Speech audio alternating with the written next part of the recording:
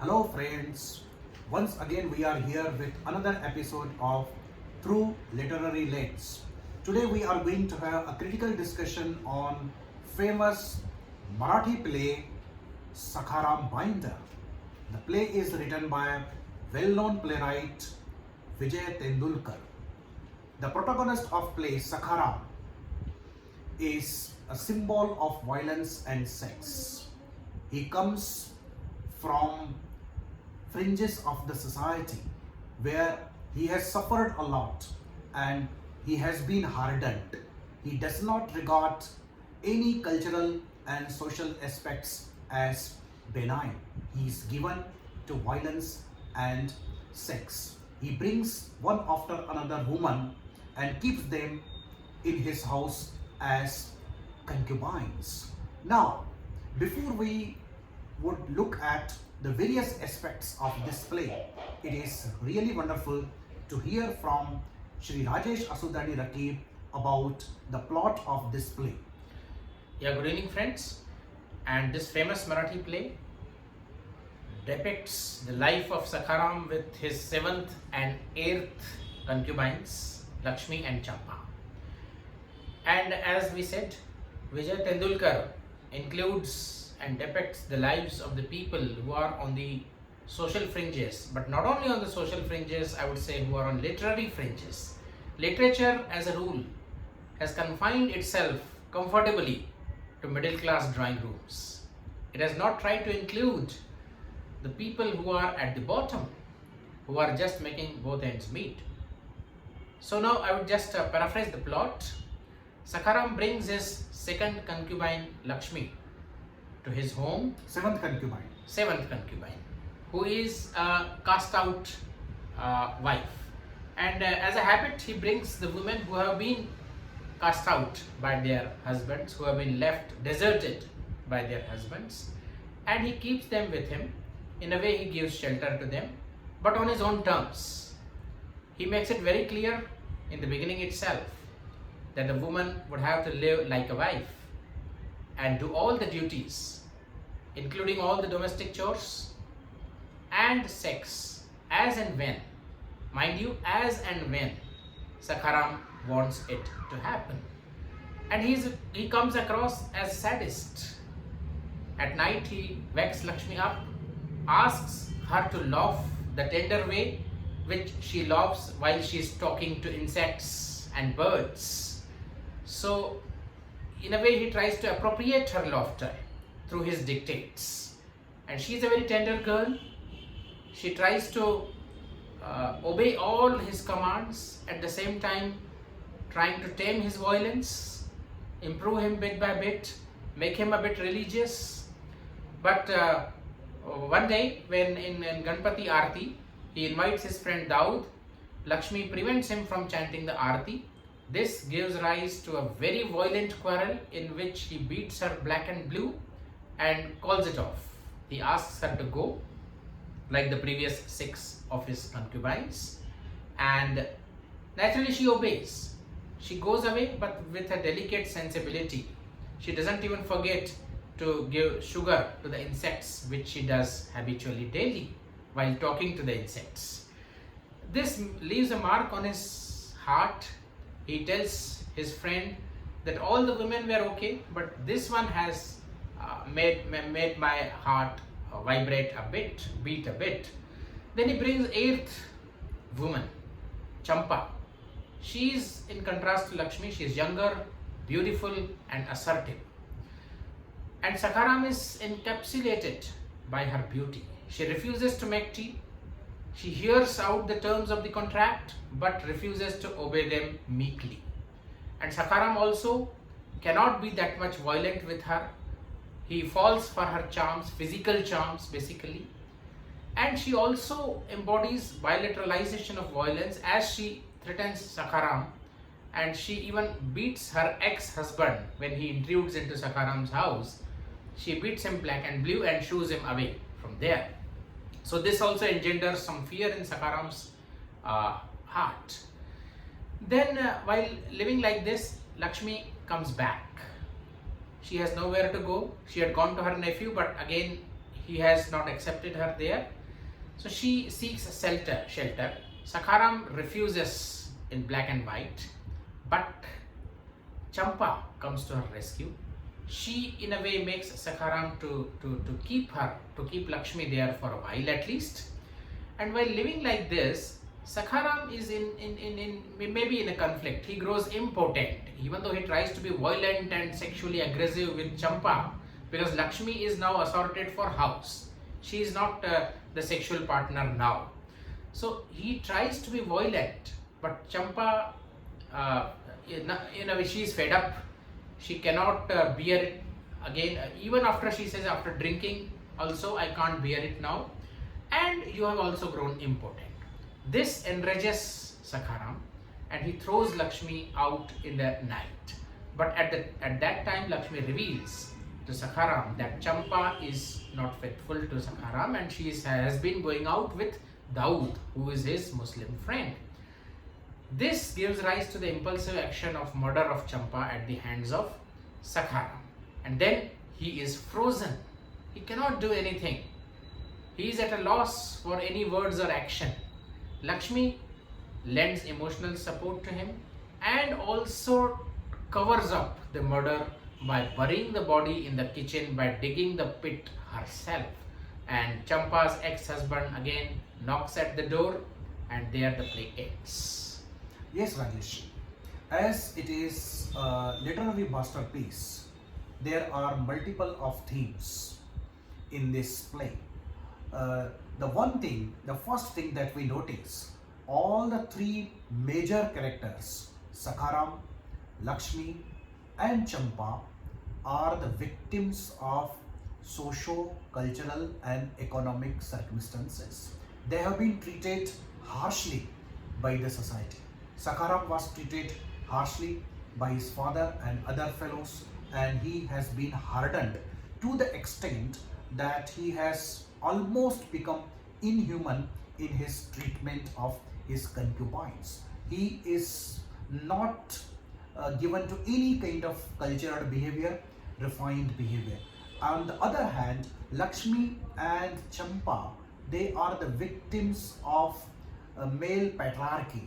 They have been discarded by their husbands, and they do not have any financial resources to support themselves. So they are the victims of the economic situation as well. They are not much educated, not economically independent, and perhaps their helplessness, perhaps this vulnerable situation makes them accept very harsh and inhuman conditions put before them by Sakharam, and they agree to live with him in the capacity of his concubines. So this is one aspect. Another aspect, Rajeshji, Sakharam does not have any belief or any faith or trust in any social and cultural institutions. He does not believe in family life.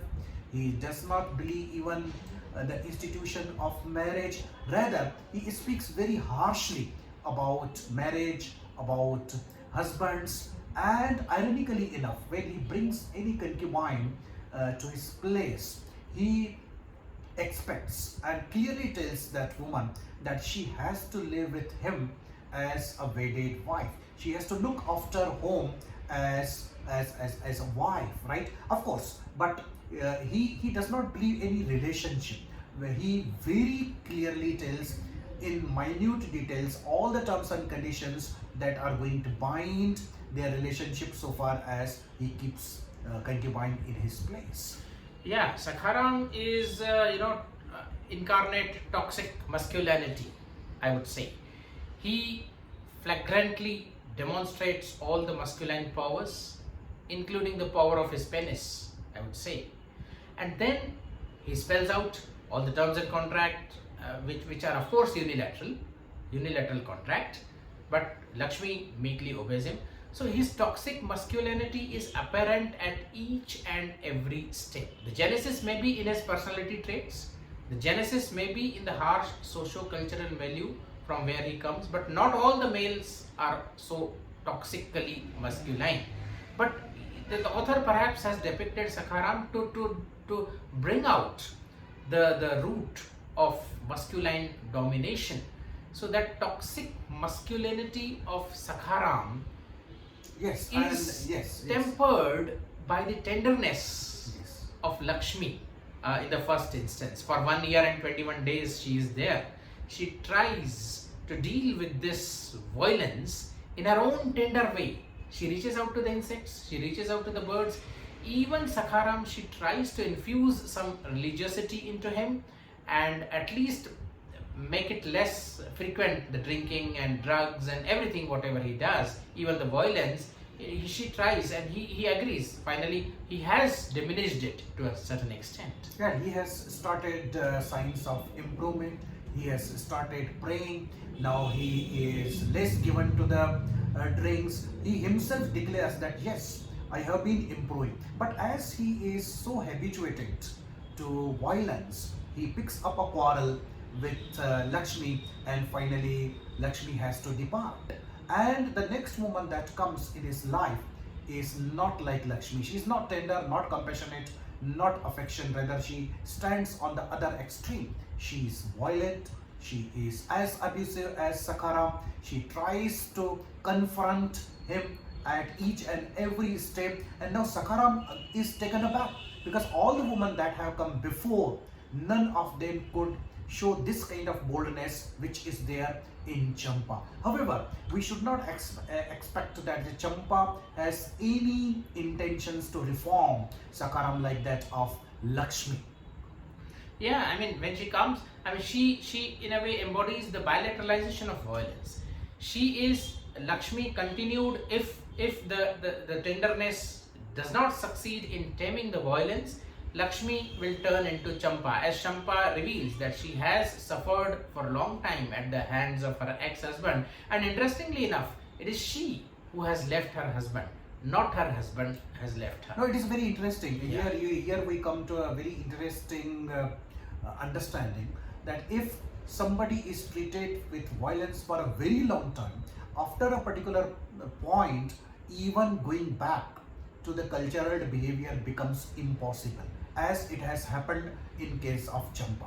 Because if intervention has to be there, intervention has to be there within a time. Once the time limit is over, for years together, if somebody is subjected to violence and he becomes a victim of violence, then that person turns violent himself or herself, as it has happened in case of Sakharam, as it has happened in case of Champa. However, we have to understand, simply depicting violence without any restraint or depicting the expression of sexual instinct cannot be and has not been the objective of the playwright. Many people say that Vijay Tendulkar is a naturalist.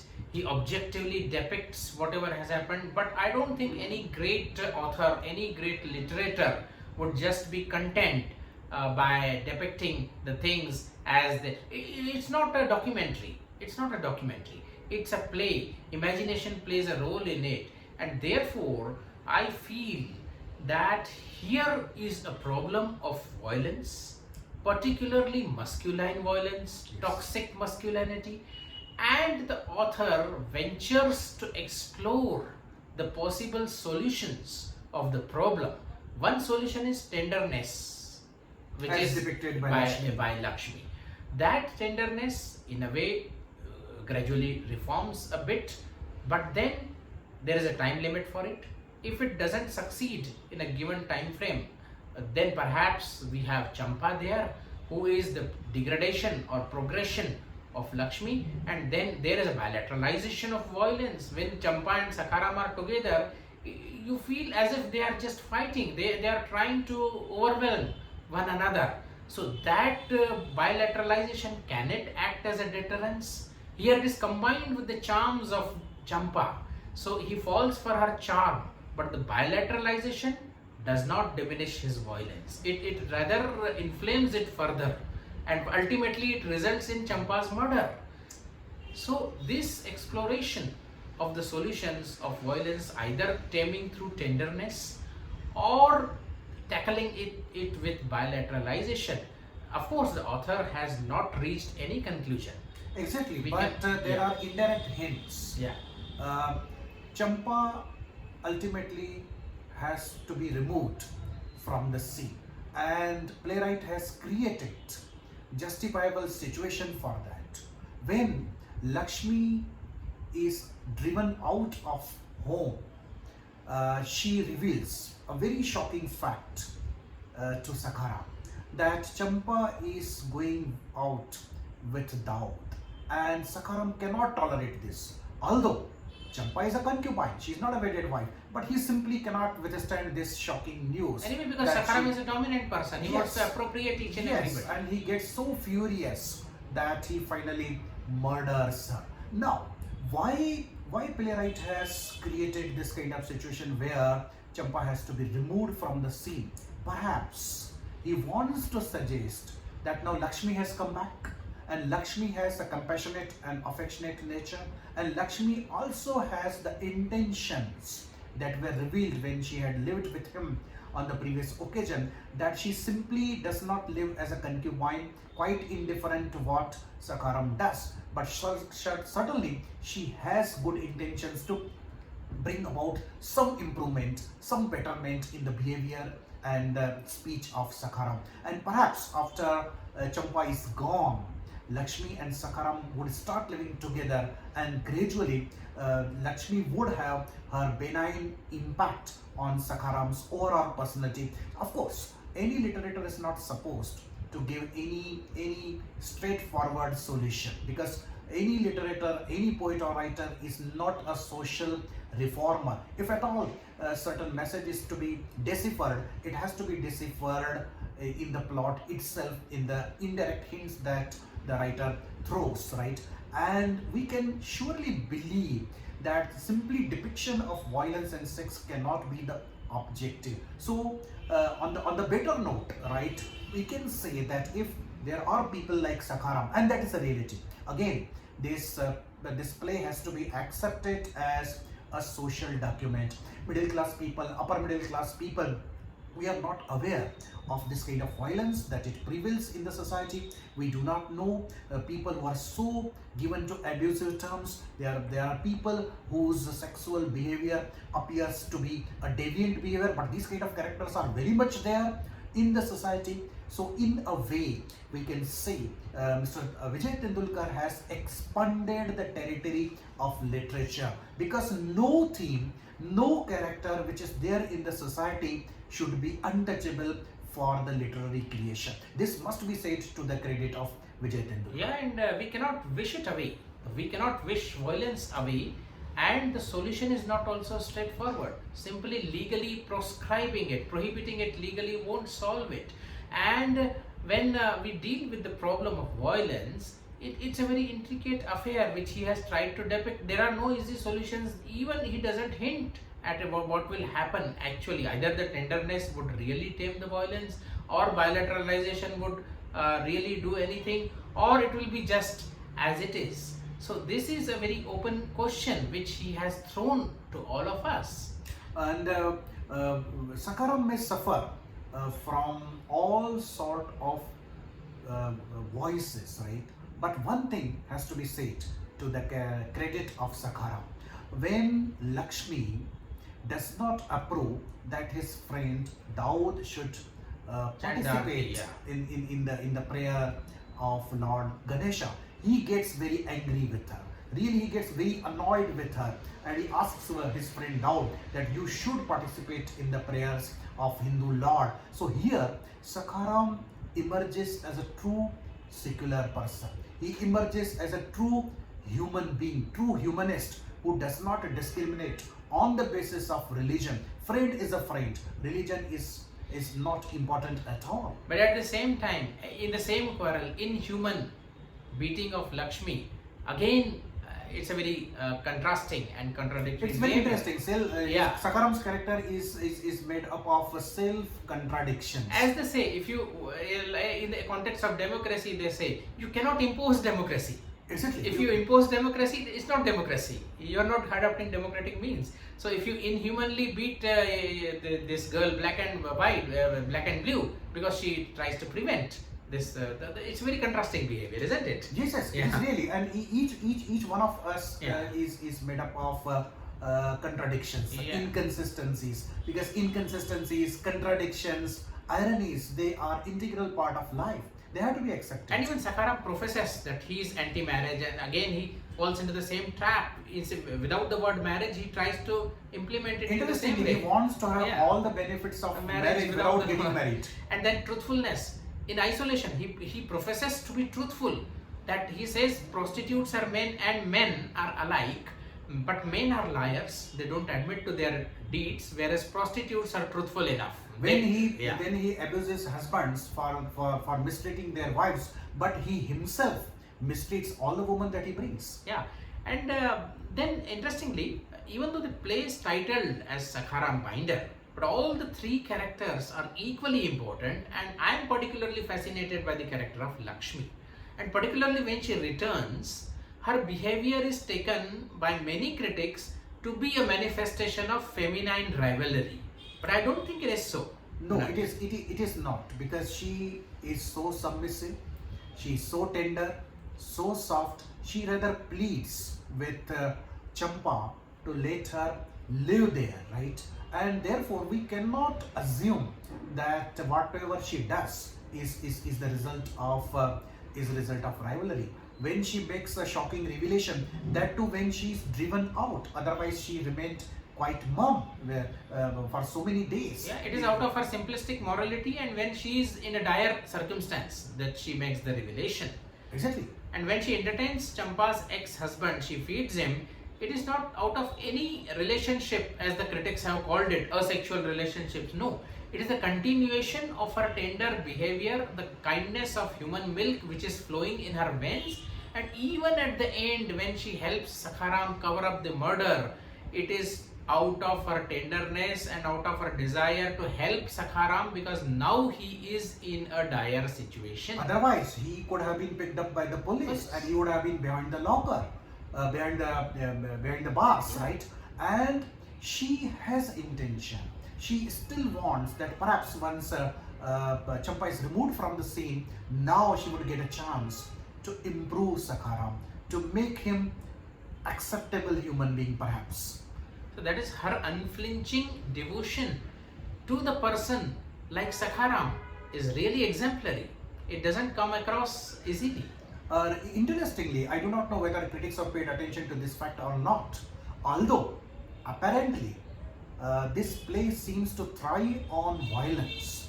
But if you look carefully at the subterranean plane, you would realize that by creating a tender character like Lakshmi, playwright is trying to establish superiority of non-violence. It is through non-violence that violent characters like Sakharam can be brought back to the folds of culture and society once again. So we miss that point, that Tendulkar does not glorify violence at all. He brings Lakshmi purposefully that people like Sakharam should get a chance to reform themselves. And yes, violence is an indispensable fact of nature as well as culture. Forget about nature, maybe we cannot do anything about it, but at least at the level of culture, in the cultural domain, how we are going to tackle the violence, whether it is toxic masculinity or toxic femininity. Of course, the term is not prevalent. And this brings me to say that this play could have been written from Lakshmi's perspective. Yes, could have been written from Champa's perspective. Yes. But it has not been written because the playwright is a male. Yes. And he has tried to authentically present the male perspective. But I would appeal the female playwrights, the female authors, to deal with all the varied situations and bring their female authentic self. The human authentic self is not the male authentic self. The human authentic self is not even the female authentic self. Of course, both are humanly authentic, but they should be brought out separately, because right now there is a dearth of any female writers who are willing to deal with myriad situations and bring forth the female perspective on it. We do not come across any female writer who depicts violence or sex with that detail, with that accuracy, or with that commitment that we come across in these kind of literary pieces like this. Either we get the male perspective, which is taken to be the authentic human perspective, or male authors are trying to depict the female authentic perspective. So it's not really possible for male authors to do so. Exactly, well, they should not even attempt. Yeah. Because fundamentally, male and female experiences are different. Although both of them are human beings, but the way we look at the world is fundamentally different, and therefore females are expected to come up with their authentic descriptions and depictions in the pieces of literature. For example, here Lakshmi's devotion to Sakharam is inexplicable if you look at it like. Exactly, why she should be so devoted, so concerned when she is ill-treated by him? So we want that authentic voices, polyphonic should be there in the literature. Exactly, and to the credit of the playwright, we can say that all these three characters are immortal characters. They continue to linger in our mind for years together after the reading or watching of this play, and there lies the success of playwright. And the key phrase I would say is that timely taming of violence by tenderness is required. Otherwise, the degeneration will set in. There will be bilateralization of violence. There will be endless chain of violence, and even then the tenderness perhaps won't be enough to restore sanity in the world. By bringing Lakshmi once again in Sakharam's life, perhaps playwright wants that tenderness should triumph in the end. Of course, nothing is clearly stated, and that is none of the job of any playwright or any writer as such. But we can gather these inherent hints which are floating in the air towards the end of the play. And play is available in all the languages, perhaps Hindi, English, Marathi. Yes. So you please watch it, listen yourself, watch it for yourself, and make out what you can. And write your comments in the chat box and subscribe our channel. We bring out discussions on various literary pieces from different languages, English and Indian languages as well. So very soon we will be coming back to you with another episode of Through Literary Lens with a discussion on some new book. Till that time, take care. Namaskar. Namaskar. Vinay.